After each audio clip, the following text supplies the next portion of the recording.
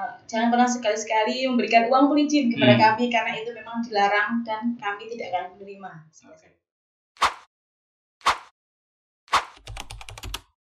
95,7 BGFM Radio Informatif dan Kreatif. Assalamualaikum warahmatullahi wabarakatuh. Selamat pagi, bareng saya Ferry Prasetya di program Wika Bicara. Untuk pagi hari ini kita bersama dengan BPJS Tenaga Kerja, ada Bu Leni sebagai Kepala Bidang Keuangan BPJS Ketenagakerjaan. Selamat pagi, Assalamualaikum Bu. Selamat pagi, waalaikumsalam. Kita juga spesial kedatangan dari BNI 46, ada Bu Eriza Kartikasari sebagai Asisten Merchant dan juga Agen 46. Selamat pagi, Assalamualaikum Bu Eriza. Selamat pagi Pak Ferry. Dibantu dengan Bu Yuni. Selamat pagi, Assalamualaikum Bu Yuni. Selamat pagi Pak Ferry, waalaikumsalam. Oke, tema kita adalah perlindungan dan kesejahteraan bagi pekerja informal. Wika Muda boleh bergabung dengan kami di 0822 3400 7462. Nanti akan kita bacakan ya untuk yang masuk di WA Group.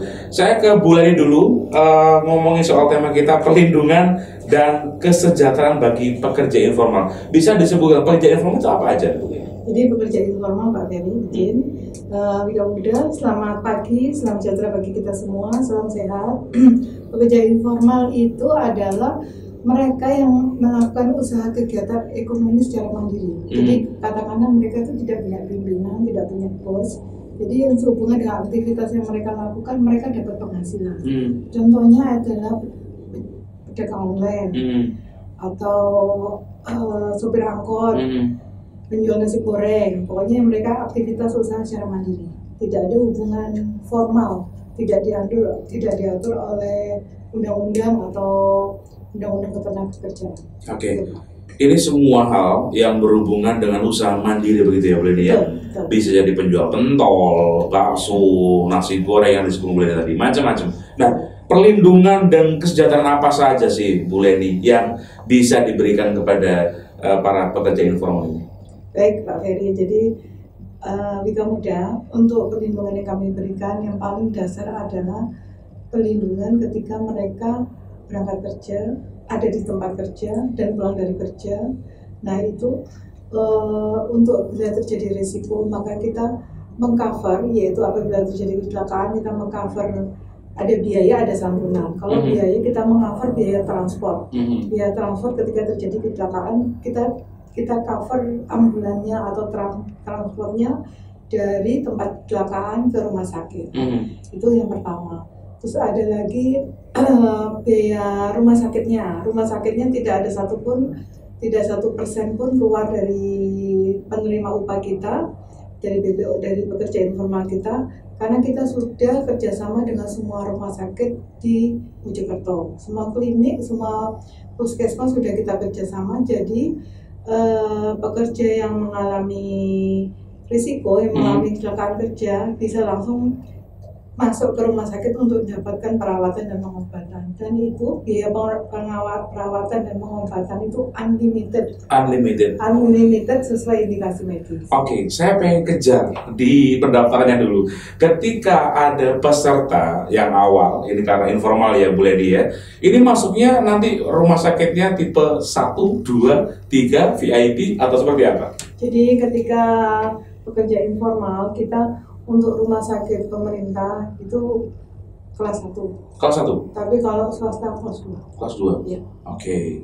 Jadi kalau kita ngomongin soal kelas sudah dijelaskan, kalau memang dia itu informal berarti kelas 2 ya Bu ya? Kalau swasta. Kelas swasta ya? Kalau swasta, rumah sakit swasta kelas 2, kalau rumah sakit pemerintah kelas 1. Oke. Biayanya berapa sih pendaftarannya?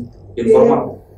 Untuk informal dengan dasar upah yang paling rendah dari kita 1 juta, biayanya adalah 16.800. Dengan rincian untuk kecelakaan kerja itu 10.000, dengan kalau kematian itu 6.800. Jadi yang paling dasar dari kami 16.800. Kalau pekerja informal mau ikut jaminan hari tua sifat tabungan itu ditambah 20.000 saja. Jadi totalnya 36.800. Baik, nanti kita kejar dari Bu Leni. Saya menyapa Bu Eriza dulu, sama Bu Yuni biar gak tegang ya. Ini kayaknya tegang banget ya, santai aja. Karena ini bukan untuk vaksin ya. Saya ke Bu Eriza. Bu Eriza, ini dalam rangka apa sih kerjasamanya dengan BPJS Tenagakerjaan ini? Baik Pak Ferry, izin menyampaikan. Jadi mungkin saya meneruskan penjelasan dari Bu Leni ya. dari beberapa jenis pegawai informal. Jadi dari kita BNI ini kan kepanjangan tangan dari Bank BNI. Jadi agen bisa melayani fitur-fitur yang ada di perbankan seperti pembayaran dan pembelian. Nah, kebetulan untuk pembayaran BPJS Ketenagakerjaan itu bisa kami layani di agen 46.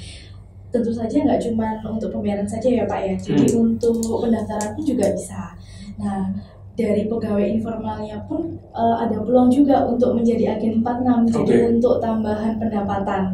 Karena keuntungan menjadi agen 46 ini sangat banyak sekali Pak, dari mulai menambah pendapatan, terus kemudian jika pendaftarnya ini dari misalnya kayak punya toko kelontong ya Pak, nanti itu bisa kita kasih fasilitas seperti kur kayak gitu Pak, gitu banyak banget. Jadi nggak cuma melakukan pembayaran, pembelian dan fitur-fitur bank yang lain, kita juga ada program pemerintah khususnya untuk yang pegawai informal tadi ya Pak, yang misalnya toko kelontong bisa nambah pendapatannya dari situ. Kalau Bu Eriza menjelaskan mungkin cukup gamblang ya, tapi saya pengen tahu syaratnya seperti apa Bu Eriza ketika ingin jadi agen? Mudah sekali Pak. Yang tentu yang pertama harus punya rekening BNI ya. Saldonya 10 juta minimal. Gitu ya Pak ini? Enggak? Silakan. Kalau udah difasilitasi kur malah saldonya bisa banyak lagi ya Pak ya. Iya. Ada saldo minimum ketika mau jadi agen? Enggak ada sih Pak. Jadi relatif saja ya. Syaratnya yang pertama itu mungkin KTP. Kalau ada NPWP juga bisa pakai disertakan NPWP, surat keterangan usaha, foto usaha, nanti bisa kita survei dulu ya Pak ya, layak atau enggak. Layaknya seperti apa Bu Eriza? Layaknya yang pasti tokonya nyata ya Pak. Oh, emang ada yang nggak nyata ya? Maksudnya online gitu ya mungkin ya?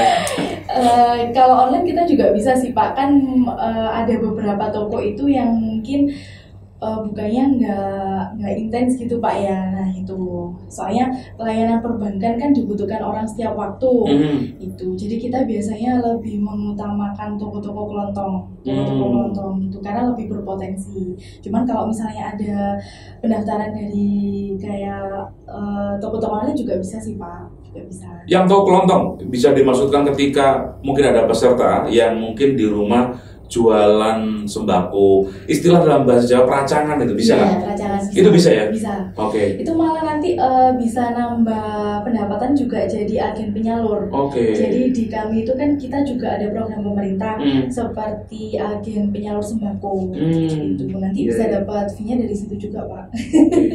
Kalau ngomong soal perbankan, ngomong soal cuan ya. Bu Eriza, terus untuk peserta yang mendapatkan apa ya? Uang apa namanya, jaminan kur apa namanya? Iya, fasilitas kur. Itu ke Bu Yuni berarti? Iya. Oke, saya ke Bu Yuni kalau gitu ya. Bu Yuni, untuk orang-orang atau peserta yang akan mendapatkan kur ini ada ketentuan khusus nggak? Iya. Selamat pagi Kak Muda. Mungkin saya sedikit menjelaskan tentang kur ya. Mungkin kembali lagi terkait yang disampaikan sama Bu Leni ya, untuk pekerja informal mungkin batasan kur sendiri itu dibagi jadi 3 Pak. Untuk ada super mikro sampai dengan 10 juta itu tentunya 3% untuk saat ini. 3%. Kemudian sampai dengan 100 juta itu mikro, dan sampai dengan 500 juta untuk kecil. Untuk mikro dan kecil sendiri itu bunganya 6% untuk saat ini untuk pengambilan pertama. Gitu. Enak ya Bu Yani kalau ngomong ya, tapi saya pengen tahu Bu, surveinya gimana? Ya awal mungkin dari awal kita cek info BI dulu ya Pak. Oh, BI itu cek dulu. BI dulu cek. Iya. Untuk karena memang kur ada program pemerintah, memang diharapkan belum ada pembiayaan dari bank dengan bunga komersial seperti itu. Saatnya yang pasti harus punya usaha. Harus lolos BI dulu ya, BI checking harus lolos. Kemudian punya usaha. Oke. Usahanya seperti yang dibilang Bu Eriza harus konsisten, bukannya pagi sampai sore sampai malam gitu. Tidak sih Pak, untuk usaha seperti pedagang nasi goreng juga bisa, karena memang kan ada penghasilan yang tetap ya Pak, ada pendapatan tetap seperti itu. Oke, dalam survei itu Bu Yuni, saya potong. Dalam survei itu apakah ditanyakan, Bapak Ibu dalam sebulan kira-kira dapat berapa ya gitu? Biasanya kita tanyakan seperti itu yang menentukan dia dapat apa enggak? Biasanya dari omset. ya memang. Iya. Kan kita harus ukur untuk kemampuan. Iya. Oke. Luar biasa ya.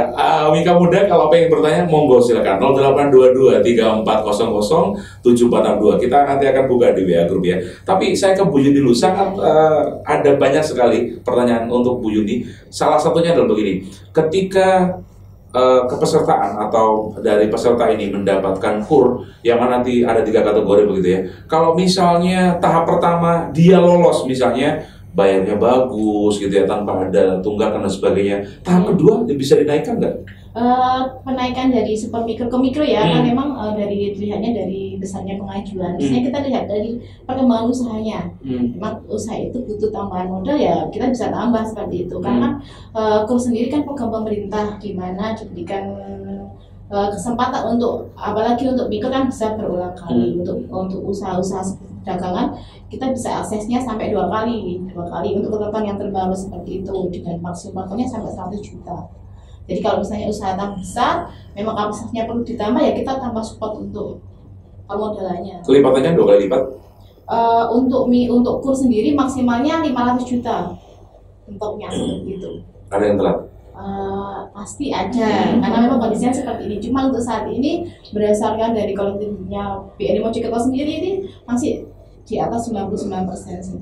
Jadi seperti itu. Luar biasa ya. Ketika peserta yang mendapatkan KUR, kemudian ada pelayanan juga ada agennya. Ini kalau saya pengen tahu sampai dengan detik ini kan masih banyak beberapa pekerja informal yang belum tercover sama kita. Solusinya seperti apa? Seperti saat ini kita mengadakan podcast, kemudian hal lain ada lagi nggak boleh? Solusinya adalah dari kita satu menjadi perbankan, yang kedua kita mungkin sosialisasi masif ke pasar-pasar lah, terus lembaga-lembaga yang terkait misalnya dengan PLK, dengan Departemen Agama untuk mengcall guru ngaji, guru-guru TPQ itu.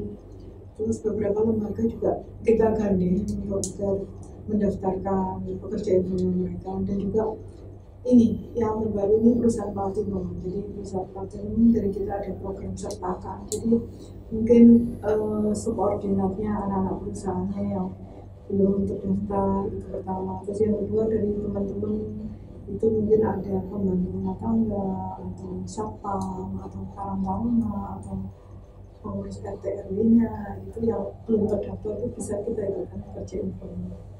Baik, kita akan kembali lagi nanti setelah yang satu ini bersama dengan saya Ferry Prasetya di Wika Bicara.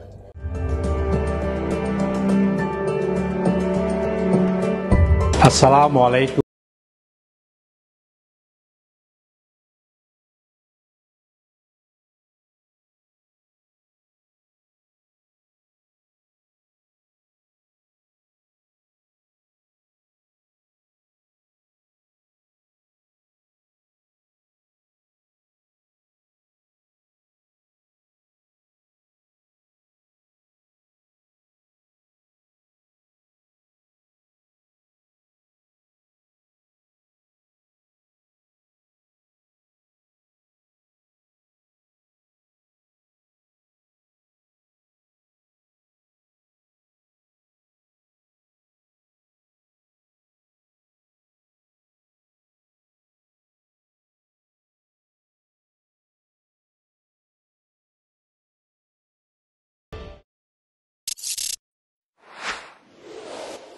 Kembali lagi di program Wika Bicara bersama dengan saya Ferry Prasetya, ada Bu Leni, ada Bu Eliza, ada Bu Yuni. Kita masih ngomongin soal perlindungan dan kesejahteraan bagi pekerja informal. Buat Wika Muda yang pengen bertanya, saya masih menunggu dan kasih kesempatan di WA Group ya 0822 3400 7462. Saya ke Bu Leni dulu. Bagaimana cara melihat jumlah saldo JHT peserta BB? Ya, Wika Muda, untuk melihat saldonya, silakan install Jimo di Play Store, itu yang pertama. Atau yang kedua, datang ke kantor cabang BPJS terdekat, atau bisa melalui SSO di SSO BPJS Ketenagakerjaan. Oke. Berapa penghasilan yang harus didatarkan dalam kepesertaan BP, Bu Leni? Ya, untuk pekerja informal, kita ada penghasilan paling dasar sendiri yaitu 1 juta. Untuk tahap berikutnya 1.100.000 sampai 1.300.000 kita memasang penghasilan 1.200.000. Jadi range 1.100.000 sampai 1.300.000 itu yang dibuat sebagai dasar itu 1.200.000-nya, tengah-tengahnya. Iurannya kembali, jadi ketika jaminan kematian 6.800, kalau dengan dasar upah 1.200.000 kali 1%-nya berarti 12.000.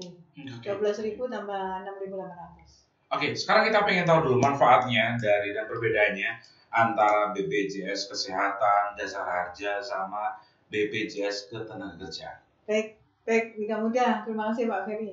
Jadi begini teman-teman, Wika Muda ya. Yeah. Jadi ketika BPJS Kesehatan ini, saya bicara dengan saudara kembar kami. Saudara kembar kami itu intinya itu kalau dengan BPJS Kesehatan itu internal. Jadi sesuatu yang dari internal itu di-cover BPJS Kesehatan. Yes. Kalau dari eksternal itu BPJS Ketenagakerjaan. Atau bisa dikatakan yang tidak ada hubungan sama pekerjaan dengan kerja itu di-cover BPJS Kesehatan. Okay. Tapi kalau hubungannya sama pekerjaan di-cover BPJS Ketenagakerjaan. Misalnya kita mau jalan-jalan nih ke Batu, tapi kita punya sprint dinas, misalnya kegiatan dinas, itu di-cover ketika ya kita ada kecelakaan, bisnya kenapa, itu kita di-cover asal ada sprint dinas. Okay. Misalnya kita lembur Sabtu Minggu nih Pak Ferry, kita ada sprint lembur dari atasan, itu di-cover walaupun di luar jam kerja. Kalau yang mandiri misalnya dia sebagai penjual pentol keliling gitu ya, dia waktu belanja ke pasar terjadi risiko. Apa fungsinya BPJS Tenaga Kerja atau ada jasa saja? Kalau misalnya ini terjadi laka lantas. Ya Wika Muda, ketika penjual pentol tadi terjadi kecelakaan lalu lintas, kalau ada lawannya, itu dengan jasa harja memang. Kalau ada lawannya. Tapi jasa harja itu hanya mengcover sampai 20 juta. Nah, 20 juta berikutnya bisa COB bisa di cover oleh BPJS Ketenagakerjaan. Jadi selisihnya dari 20 juta itu apabila masih ada biaya tambahan bisa ditanggung oleh BPJS Ketenagakerjaan. Itu kalau ada lawannya. Kalau tidak ada lawannya itu murni BPJS Ketenagakerjaan. Nah, ini mungkin bisa jadi karena sleep atau pas ngantuk nabrak pohon gitu ya.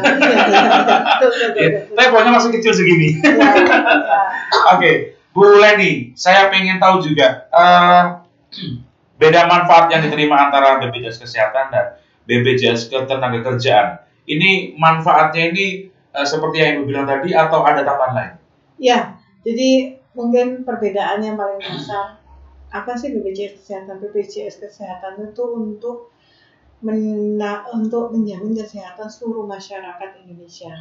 Tapi kalau BPJS Ketenagakerjaan, kita ada 5 program: kecelakaan kerja, kematian, hari tua, pensiun, dan jaminan kehilangan kerja untuk seluruh pekerja Indonesia. Jadi bedanya kita di seluruh pekerja, kalau yang kembaran kami itu seluruh masyarakat. Oke. Bu Leni dari mana bisa mengetahui track record-nya bahwa ternyata si pekerja informal ini terjadi resiko? Toh kita juga nggak tahu mereka mau pergi kemana, terjadi resiko. Ibu referensinya dari mana? Dari kepolisian, dari pihak-pihak terkait atau seperti apa? Untuk pekerja informal itu mungkin kita bisa dari wadahnya. Jadi ketika terdaftar dia wadahnya apa? Bisa wadahnya agen BNI atau wadahnya itu ada kita agen-agen perisai. Nah itu kita dapat info dari wadahnya ataupun dari keluarganya. Itu untuk pekerja informal memang karena tidak ada perusahaan ya, jadi memang dari ekosistemnya sendiri yang harus aktif. Entah itu wadahnya dia terdaftar atau kalau memang dia terdaftar secara mandiri keluarganya.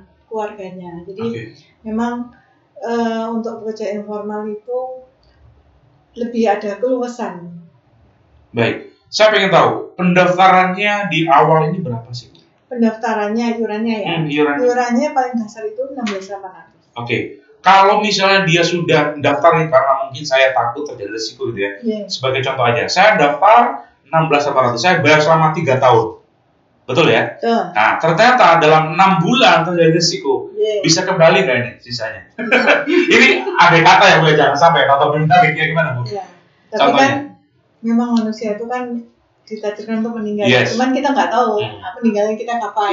Entah penyebabnya juga nggak tahu karena karena sakit atau karena apa ya. Mudah-mudahan kita ditakdirkan dengan takdir yang baik ya. Jadi Mas Ferry, jadi ketika terjadi resiko itu 6 bulan pertama, nah itu kan kita beri santunan ya, dan kalau misalnya ada biaya perawatan apa kita beri ya.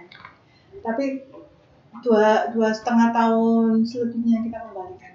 Gitu. Itu kalau ada risiko. Tapi kalau tidak ada risiko sampai dia selesai masa pembayaran 3 tahun itu tidak kita kembalikan karena sudah bagian dari ini ya. Yes, karena juga untuk menopang saudara-saudara kita yang mungkin kalau ada risiko gitu ya. Ya, yang jadi pertanyaan gini, kalau misalnya dia ada risiko meninggal di tempat kerja, nggak menutup kemungkinan bahwa untuk yang meninggal ini karena kecelakaan, bisa juga karena mendadak. Meninggal mendadak. Nah, ini gimana? Meninggal mendadak itu kita cover, Pak. Jadi meninggal mendadak itu kita cover sebesar 48 kali upah. 48 kali upah? Iya, ditambah kalau biaya pemakaman 10, santunan berkala 12 juta. Terus kalau punya anak, kita ada beasiswa untuk anak sebesar 174 juta untuk 2 orang anak. Jadi misalnya anaknya TK itu 2 tahun kan, 2 tahun itu setahunnya dapat 1,5. Setahunnya per tahunnya? Ya. Terus SD 6 tahun per tahunnya dapat 1,5. SMP 2 juta, SMA 3 juta per tahun. Yang fantastis ini kuliah. Ketika kuliah itu kita mengcover beasiswa dari anak itu 5 tahun sebesar masing-masing 20 juta. Ini kalau meninggal dunia ya Bu ya. Pertanyaannya dari Mbak Ayu adalah ketika mendapatkan santunan untuk beasiswa, ngambilnya di kantor BPJS atau gimana? Ya, jadi ketika pertama kali klaim kematian ya. Kalau kematian biasa itu memang kepesertaan harus kita tahu. Tapi kalau kematian karena kecelakaan kerja itu ahli warisnya dapat langsung beasiswa anaknya dari ya, tenaga kerja. Terus kalau beasiswa itu pada waktu awal ngurus klaim kematian atau kecelakaan kerja, ketika dilihat dari kakaknya itu ada anaknya, kita sudah langsung minta syarat-syarat untuk beasiswa. Nanti syarat-syarat itu masuk buku rekening. Nanti 1 tahun pertama mungkin kita transfer di rekening ibunya atau pasangannya. 1 tahun kedua kita transfer ke rekening anaknya. Gitu. Jadi Bank BNI? Boleh Bank BNI kalau memang kita wadahnya hubungannya dengan Bank BNI ya. Jadi misalnya ini contohnya sebagai contoh penerima KUR BNI ternyata meninggal. Nah, ketika meninggal itu setelah kita cek kasus eligible untuk anaknya dapat beasiswa. Nah, itu 1 tahun pertama kita transfer ke rekening pasangannya atau istrinya atau suaminya. 1 tahun kedua dan berikutnya sampai anak itu lulus kita transfer ke rekening anak. Dengan otomatis dibukakan rekening BNI Junior ya Mbak ya. Junior. Sorry, saya ada pertanyaan. Kalau hangus gimana? Maksudnya hangus? Ya bisa jadi ketika ada resiko dia nggak melaporkan ke BPJS, bisa hangus nggak? Dan estimasinya berapa hari kalau misalnya dia lupa pihak ahli waris tidak melaporkan kalau si peserta ini meninggal dunia? Setelah itu 6 bulan dari kejadian. 6 bulan dari kejadian? Ya. Kalau lupa gitu ya? Iya. Wah lupa kan daftar hangus ya Bu ya? Iya. Iya kayak enak. Tapi apa benar Bu ya? Ya banyak yang belum teredukasi. Ya ini kan biasanya harus diedukasi ke semuanya Bu ya, bahwa ini juga harus dilaporkan begitu ya. Tapi minimal 6 bulan ya Bu ya. Saya ke Bu Yuni. Ini menarik, saya ketika mendengarkan argumentasi dari Bu Leni, saya punya pertanyaan Bu Yuni. Bu Yuni, kalau misalnya dia punya KUR ke pesertanya, kemudian dia meninggal dunia, hangus nggak? Terkait KUR-nya? Yes. Iya. KUR-nya masih bisa berjalan Pak, cuma kan ada kehidupan pesertaannya, misalnya dia memang ditutup asuransi jiwa. Jadi ketika KUR itu misalnya debiturnya itu meninggal, tidak otomatis pinjamannya selesai. Pinjaman selesai? Iya. Atau ditopang sama Bu Leni tadi? Iya. Itu ini biar nggak ada dusta data kita gitu ya?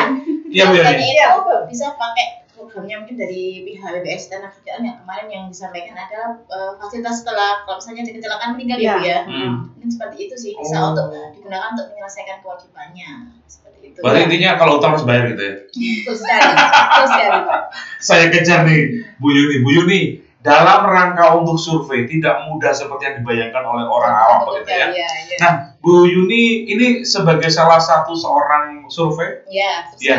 bagian dari survei yang sebelum salah satu prosesnya untuk tadi kan kita harus survei usahanya, Pak Ferry. Sehingga untuk Harus real itu ya? Iya, Real.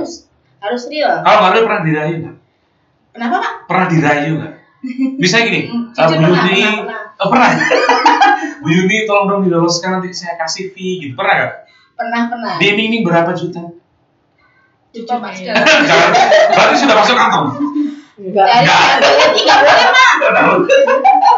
Bu Yuni, setelah itu biasanya di awal atau setelah tahu bahwa BI checking-nya ini bermasalah?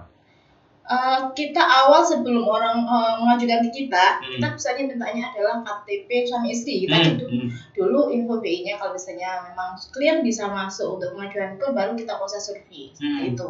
Oke. Bu Yuni nilainya seperti apa dulu? Boleh diceritakan?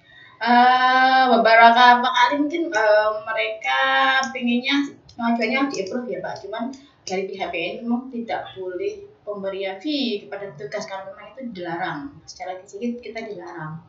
Sehingga untuk Wika Muda yang mau pengajuan KUR jangan pernah sekali-sekali memberikan fee kepada petugas BNI karena memang itu tidak boleh. Kita pemberian KUR kita sesuaikan dengan kemampuan bayarnya dari penghasilan dan kapasitas usahanya. Baik.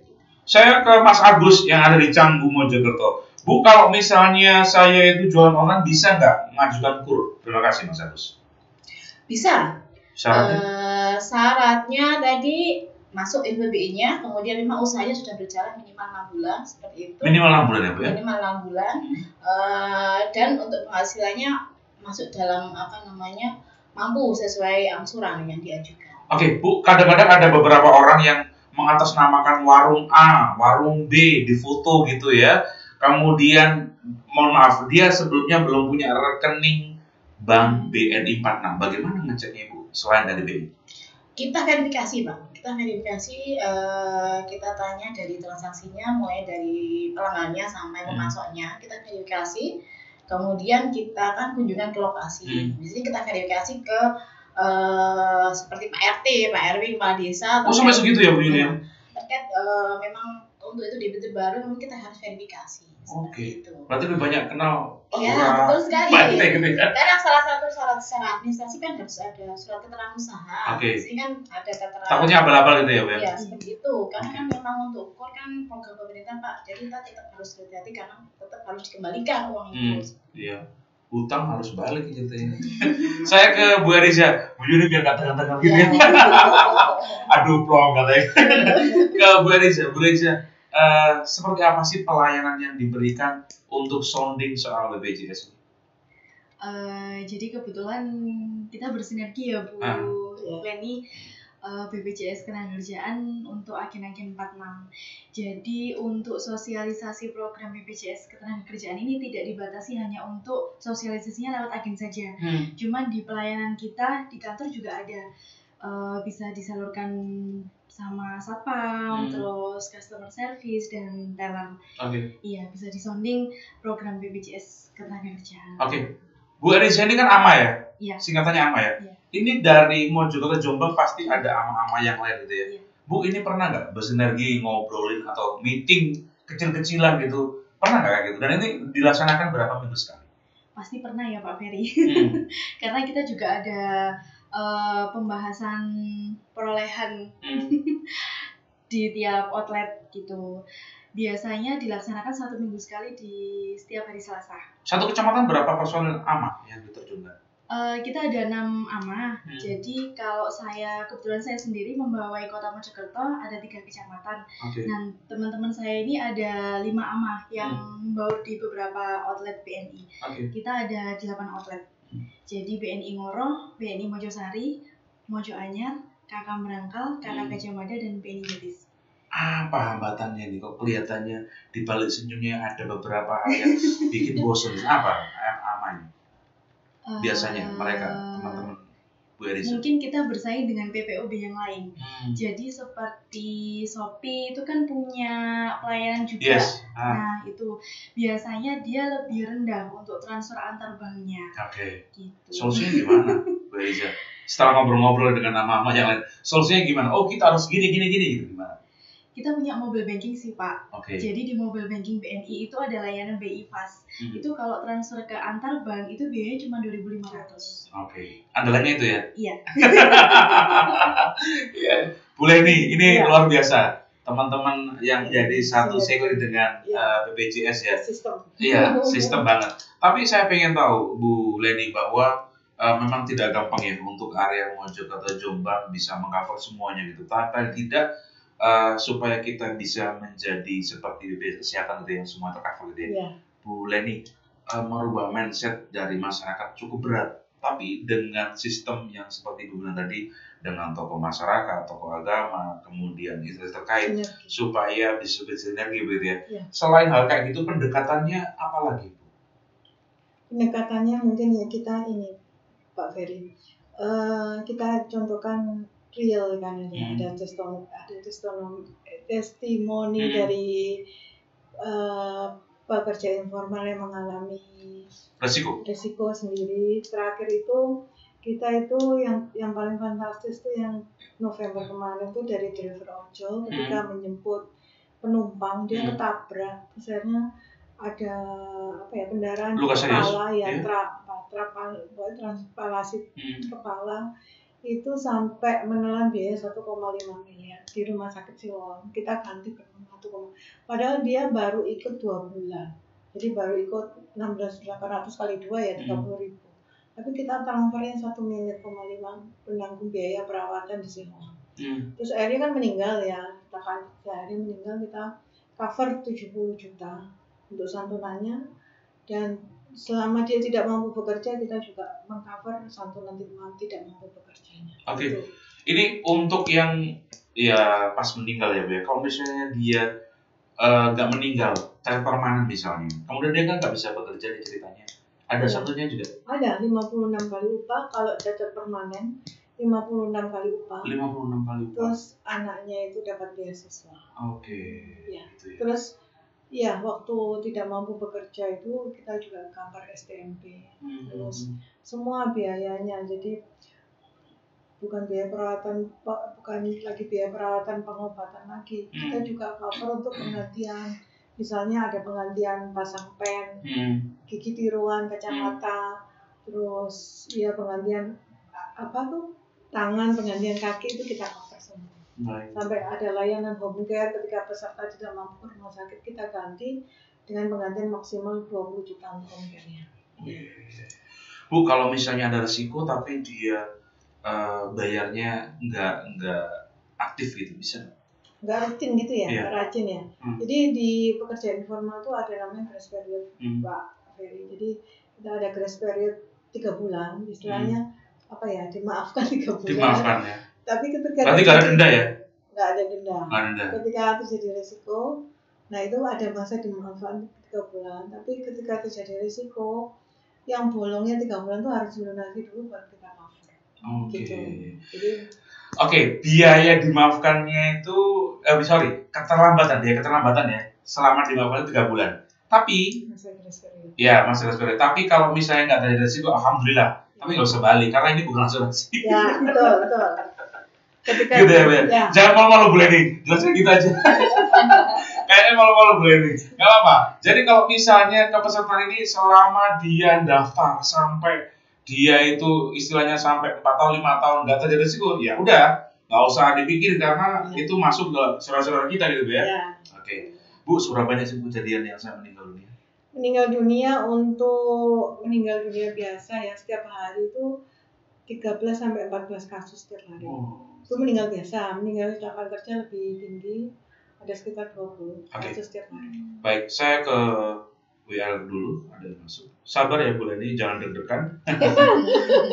Ada Mbak Gendis ingin menanyakan, estimasinya berapa untuk pengurusan dan bisa mendapatkan uang santunan dari setelah meninggal dunia atau resiko tinggi? Ya, jadi kalau semuanya sudah lengkap, yang penting kan berkas-berkasnya lengkap, itu kita 1 hari sudah bisa. Langsung bisa diklaim ya? Iya, langsung bisa. Asal semua persyaratan lengkap ya. Oke. Ke Bu Yuni, ini pertanyaan terakhir. Nggak terasa sudah jam 11 lebih 5 menit ya. Saya ke Bu Yuni. Bu Yuni, kalau misalnya BI checkingnya nggak lolos, otomatis dia gugur untuk bisa mendapatkan kur. Iya. Seberapa banyak hari ini sampai dengan detik ini untuk mereka pekerja informal mendapatkan kur? Banyak? Kalau total untuk kur saat ini jumlah debitur itu hampir 7.000 Pak, karena memang 7.000 kur dengan bagi debit hampir 503 miliar untuk bagi debitnya yang sudah kita salurkan sih. Seperti itu. Hampir tiap bulannya untuk penyaluran baru itu hampir 40 miliar rata-rata. Ya, itu memang tidak hanya untuk super mikro sih Pak, untuk super mikro sama kecil. Oke. Ya. Yang paling banyak usaha apa?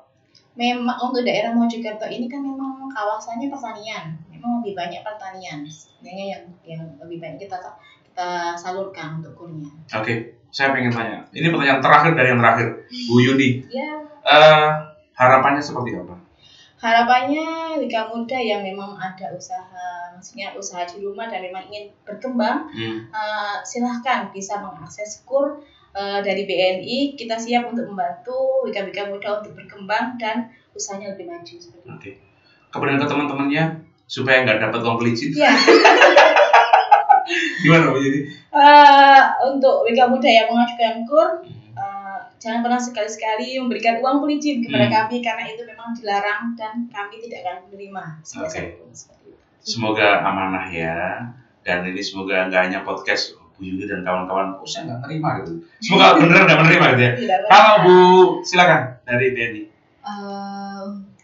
Harapan dari saya, semoga BNI 46 dan BPJS Ketenagakerjaan semakin lebih baik ya Bu Leni, untuk selalu bersinergi antara agen-agen 46-nya ini, bisa bersosialisasi, bisa membantu untuk pembukaan pendaftaran yang baru, bisa untuk membantu pembayaran BPJS Ketenagakerjaan. Karena kebetulan di BNI 46 Mojokerto ini kita mempunyai 1.320 agen yang tersebar di beberapa kota dan kabupaten, di beberapa kecamatan.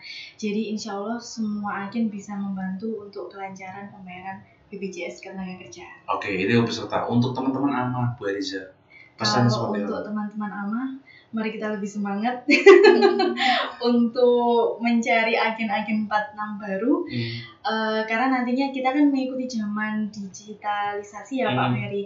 Jadi semuanya akan berjalan dengan sistem. Semoga semakin banyak yang tertarik untuk menjadi agen 46 karena keuntungannya sangat banyak sekali. Bersama dengan BIVES tadi ya, 2.500 itu senjatanya Bu Eliza. Terakhir Bu Leni, disempurnakan apa yang ingin disampaikan kepada pesertanya? Jadi closing statement, jadi inilah wujud negara hadir ya untuk pekerja informal. Jadi ketika mereka masih sehat itu ada peningkatan kesejahteraan dari teman-teman perbankan, dari teman-teman BNI dengan KUR maupun kesempatan untuk jadi agen BNI yang dengan peningkatan pendapatan yang tadi disebutkan oleh Mbak Elisa. Dan ketika terjadi resiko, baik resiko meninggal biasa maupun kecelakaan kerja, itu BPJS hadir untuk meningkatkan kesejahteraan dari ahli warisnya. Jadi nggak sampai kita ketok-ketok tetangga. Jadi intinya sesama lembaga keuangan negara ya, kita bersinergi untuk mensejahterakan dan melindungi pekerja informal. Baik. Itu saja. Oke.